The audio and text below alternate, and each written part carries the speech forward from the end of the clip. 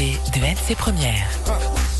Bonjour Sonia Backès. Bonjour. Merci d'être avec nous ce matin. Vous êtes membre du gouvernement chargé de l'agriculture, vous êtes secrétaire général du MPC et vous rentrez de Paris, vous étiez au salon de l'agriculture. Avant de parler de tout ça, parlons deux mots de politique nationale. À Paris, vous avez rencontré Nicolas Sarkozy. Comment l'avez-vous trouvé, lui dont le retour a été jugé comme un flop par beaucoup d'observateurs politiques ?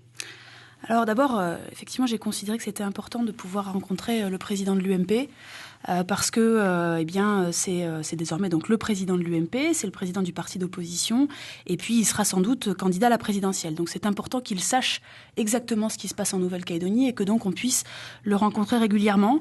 Je l'ai trouvé plein d'humilité, beaucoup d'écoute, notamment sur la situation en Nouvelle-Calédonie. Il m'a répété ce qu'il a dit dans le journal, c'est-à-dire qu'il pensait que la France avait besoin de la Nouvelle-Calédonie, mais je l'ai trouvé vraiment à l'écoute de ce qui se passe pour bien comprendre la situation en Nouvelle-Calédonie et pour pouvoir prendre les décisions qui s'imposent ensuite. Sonia Backès, donc notre invitée ce matin, vous pouvez bien sûr, comme tous les matins, lui poser vous aussi vos questions.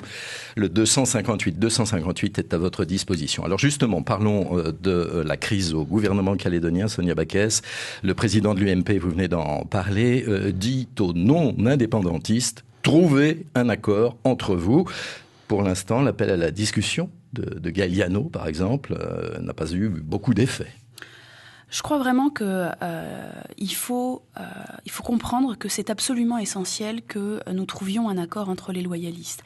Il ne s'agit pas de mettre de côté les indépendantistes, bien au contraire, il s'agit ensuite de mettre en œuvre la collégialité. Mais les loyalistes en Nouvelle-Calédonie sont majoritaires et donc il faut trouver un accord pour trouver un président loyaliste. Il ne s'agit pas, à mon avis, ce serait réellement une erreur de construire la fin de l'accord de Nouméa sur la base d'une opposition entre les loyalistes parce que rien ne va avancer, parce qu'on va se retrouver bloqué sur toutes les discussions de la sortie, parce qu'on va être dans la politique politicienne en permanence. Et donc je crois que vraiment c'est l'intérêt général. J'entends moi les Calédoniens qui en ont, ras-le-bol de cette situation. Je partage ce ras-le-bol. Il faut vraiment qu'on arrive à mettre de côté les querelles d'ego pour arriver à se mettre d'accord à minima, je le répète, sur la gouvernance des institutions. Parce que si on fait les uns contre les autres, eh bien, on n'arrivera pas à lancer les discussions, parce que finalement elles ne sont pas vraiment lancées, sur la sortie de l'accord de Nouméa, et c'est l'essentiel. On voit les débats qu'on a là sur le corps électoral, il faut absolument que les loyalistes arrivent à se réunir, on arrive à le faire sur les commissions, il faut également qu'on arrive à le faire sur les institutions. Alors on vous sait dans la position d'arbitre éventuel, de faiseur de roi ou de reine, vous maintenez votre idée, pas d'alliance avec l'UC ? Je maintiens le fait que ce serait une erreur de faire un gouvernement les uns contre les autres. Et que ce soit une alliance entre Calédonie Ensemble et les indépendantistes, ou entre le Rassemblement et les indépendantistes, au final, qu'est-ce que ça donnerait ? Ça donnerait une exclusion, soit de Calédonie Ensemble, des pouvoirs, soit du Rassemblement, selon l'alliance qui est effectuée. Et je le répète, faire sans les uns ou sans les autres, ce serait une erreur à 2 ans de la sortie de l'accord de Nouméa. Donc il ne s'agit pas de dire on est faiseur de roi, il ne faut pas s'allier avec les indépendantistes, il s'agit d'exclure personne, il s'agit au contraire de faire un gouvernement qui soit le plus partagé possible et dans la situation idéale de faire qu'un président du gouvernement puisse être élu avec 11 voix. Non pas avec 6, mais avec 11 voix. Que les loyalistes se mettent d'accord sur le nom d'un président, à minima, c'est vrai que Nicolas Sarkozy l'a dit, il y a 3 institutions, il y a 3 partis politiques loyalistes, on devrait pouvoir trouver une solution. Donc qu'on se mette d'accord sur le nom d'un président, et puis ensuite qu'on se mette d'accord sur une politique, et que le président soit élu à 11. Philippe Gomès, à ce micro avant-hier, disait pourquoi pas l'intervention des indépendantistes. Calédonie Ensemble verrait ça comme un acte citoyen. Calédonie Ensemble qui précise aussi qu'il n'est pas question qui est de tractation ni de contrepartie. Vous y voyez un danger ?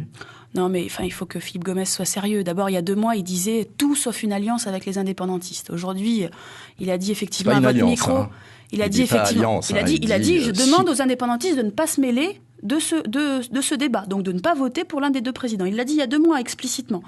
Aujourd'hui, il dit finalement, si les indépendantistes venaient à trancher le conflit, finalement, ce serait pas plus mal, ce serait un acte citoyen. Je crois qu'il faut pas mentir aux Calédoniens. Les indépendantistes vont trancher ce débat sur la base, et ils l'ont dit d'ailleurs, sur la base d'une plateforme, sur la base d'un certain nombre de mesures que eux souhaitent voir avancer. Donc ils vont trancher dans le sens de celui des candidats qui leur aura donné le plus de garanties sur les réformes qu'ils souhaitent mener. Et qu'est-ce quelles sont les réformes que les indépendantistes souhaitent mener? Eh bien, c'est le transfert de l'article 27. Ce sont des réformes sur le plan économique qui sont sans doute à tendance plus socialiste que celles que nous souhaitons mener. Enfin, il y a un certain nombre de points de désaccord. Et je le répète, les indépendantistes ne trancheront pas sur la base d'aucun accord. Il ne faut pas que Philippe Gomez prenne les Calédoniens pour des idiots. Donc vous dites danger. Je dis simplement, il faut pas faire les choses séparément. Romain est avec nous au téléphone au 258 258. Bonjour Romain. Bonjour. Allez-y, nous vous écoutons. Oui. En fait, moi je suis étudiant et j'ai vu que Madame Baquet s'était sensibilisée sur l'histoire du MIP au portable étudiant. Donc c'était pour avoir plus d'informations et deux, savoir d'ici combien de temps ça serait mis en place. Voilà, merci Romain. Vous allez, semble-t-il, faire des heureux, Sonia Baquès, avec la reconduction de l'opération MIP. Il n'y a pas de problème de gouvernance là pour reconduire cette belle idée? Alors très rapidement, en fait, moi j'étais en charge de ce dossier pendant les 3 dernières années. Je ne suis plus en charge de ce dossier puisque c'est Thierry Corneille qui est désormais en charge de l'économie numérique. Je regrette que malheureusement cette opération n'ait pas été reconduite immédiatement depuis un petit peu avant la rentrée, comme on le faisait chaque année. Je pense qu'effectivement, mon collègue a considéré que les affaires courantes ne permettaient pas de reconduire cette opération. On a eu depuis l'avis des services juridiques qui nous a permis de relancer l'opération. Donc dès mardi prochain, pour répondre à Romain, dès mardi prochain, le gouvernement va voter l'arrêté qui permet la mise en place du MIP. Donc dès la semaine prochaine, les étudiants auront accès aux réductions sur les micro-ordinateurs portables. De grosses réductions. Allez, on revient à la politique. Autre dossier d'importance, bien sûr, le corps électoral. L'examen annuel de la liste spéciale a commencé depuis lundi. Vous avez eu des échos sur ces demandes de radiation? J'ai eu plus que des échos puisque j'ai passé toute la première journée de commission à Nouméa à analyser les milliers de demandes de radiation déposées par le FLNKS. Franchement, c'est inadmissible, c'est inacceptable, c'est une démarche qui est immonde de demander les radiations de ces milliers de Calédoniens. Pourquoi ? Parce que tout simplement, non seulement c'est contraire à ce qui avait été négocié au moment de l'accord de Nouméa, puisqu'on avait un corps électoral glissant, mais en plus c'est même contraire à ce que eux-mêmes ont obtenu au moment du gel du corps électoral en 2007. Et qu'est-ce qu'ils font ? Eh bien, ils profitent tout simplement d'une faille juridique qui est que tout simplement au moment de la modification constitutionnelle de 2007, la loi organique n'a pas été correctement modifiée pour s'adapter au gel du corps électoral. Le gel du corps électoral, il prévoyait que les personnes qui sont arrivées après le 8 novembre 1998 ne puissent pas voter. Ce que demandent les indépendantistes avec ces radiations aujourd'hui, c'est d'exclure toutes les personnes qui sont arrivées après 88, non plus 98, 88, mais qui ne se sont pas inscrits sur les listes électorales avant 98. C'est inacceptable. Donc nous nous battons en commission cas par cas, il y a 3375 cas de demandes de radiation qui sont déposés. Nous nous battons avec tous les loyalistes et je tiens à le dire parce que vraiment, sur cette affaire-là, nous sommes unis. Nous avons encore fait une réunion. Là, vous avez eu des réunions et elles ont été positives. Hier soir encore, Calédonie Ensemble, le Rassemblement, l'UCF, tous ensemble, nous travaillons pour que ces radiations n'aient pas lieu. Et nous avons déjà éliminé, 30% des demandes de radiation qui sont demandées par le FLNKS. Sur les 4375. Sur les 3375 qui sont à Nouméa. Il y en a à peu près le tiers qu'on a éliminé tout simplement parce qu'elles étaient même pas correctement établies par le FLNKS. Et je précise parce que des fois c'est pas clair, aucune radiation n'a eu lieu pour l'instant. Ce qu'a lancé l'État, ce sont des enquêtes pour voir à quelle date les gens sont arrivés. Quand il sera possible de l'établir, tant mieux. Je suis pas sûre qu'il soit possible de l'établir dans beaucoup de cas. Et la semaine prochaine, nous déciderons si oui ou non les 2000 personnes qui restera seront ou non radiées. Mais je peux vous dire que là-dessus, tous les loyalistes se battent pied à pied, cas par cas, pour qu'il n'y ait aucune radiation. Autre appel au 258. Alexis, bonjour. Oui, bonjour. Bonjour, Mme Baquès. Bonjour. Je voulais juste demander à Mme Baquès, petite occasion de cette émission, pour lui demander, le CGS est arrivé à terme sur une incompréhension entre les membres du CGS avec M. Gomez, qui a choisi de faire tomber le gouvernement. Aujourd'hui, on entend bien Mme Baquès qui dit que vous êtes tous d'accord pour les listes électorales. Mais pour le gouvernement, Mme Baquès, on entend dire que M. Gomez, si nous on prend le bon sens de son interprétation des sens de ces mots, il menace les indépendantistes de ne pas intervenir dans les affaires des loyalistes. Mais vous, les loyalistes, Mme Baquès, Quand est-ce que vous allez vous entendre? Parce qu'apparemment, vous critiquez M. Gomez tous les jours. Tout le monde critique M. Gomez. Mais vous, entre l'UCF et puis les PPU, vous n'arrivez pas à vous entendre pour essayer de trouver une solution pour vous en sortir. Merci Alexis, on va aller très vite parce qu'on a plein de choses à demander à Sonia Backès. Vous critiquez Philippe Gomez, pourquoi ne vous entendez-vous pas avec le FPU, Sonia Backès? Merci Alexis pour la question. D'abord sur les critiques, effectivement je crois que le CGS est tombé parce que certains n'acceptent pas qu'on puisse ne pas être d'accord de temps en temps. On peut ne pas être d'accord de temps en temps, ce qu'il faut c'est qu'on arrive à faire tourner ce pays correctement, ses institutions, qu'on arrive à trouver une solution sur l'accord de Nouméa. On peut ne pas être d'accord sur tout, il ne s'agit pas de faire tomber toutes les institutions à chaque fois qu'on est en désaccord. Ensuite, vous me demandez pourquoi vous ne vous mettez pas d'accord finalement à FPU plus UCF pour stabiliser les institutions. Tout simplement pour des raisons arithmétiques, parce que ce soit le rassemblement, donc le FPU plus l'UCF au gouvernement, ça fait 3 voix, il en faut 6. Que ce soit l'UCF plus Calédonie ensemble, ça fait 4 voix, il en faut 6. Aucune des alliances à 2 au lieu d'être à 3, ne permettrait d'élire un président du gouvernement. C'est là le problème institutionnel. Bien sûr, la seule solution d'équilibre des institutions, c'est que les 3 partis loyalistes se mettent d'accord. Sonia Backès, secrétaire générale du MPC, notre invitée ce matin avec vos questions 258. Parlons agriculture maintenant. D'abord, la protection des consommateurs. Tiens, la Cour administrative d'appel vient de valider la position du gouvernement en matière de pesticides, en matière d'entrants, de produits chimiques pour faire simple. La délibération cadre avait été pourtant annulée en première instance. Alors vous criez victoire maintenant face aux associations de consommateurs, EPLP et UFC Que Choisir? Non, je crois qu'il ne s'agit pas de crier victoire. Il s'agit de constater qu'effectivement la Cour administrative d'appel a validé les textes qui sont préparés par la Nouvelle-Calédonie. C'est pas pour ça qu'on ne souhaite pas faire évoluer les choses. Les choses doivent évoluer, mais les choses évoluent déjà. Les agriculteurs le disent.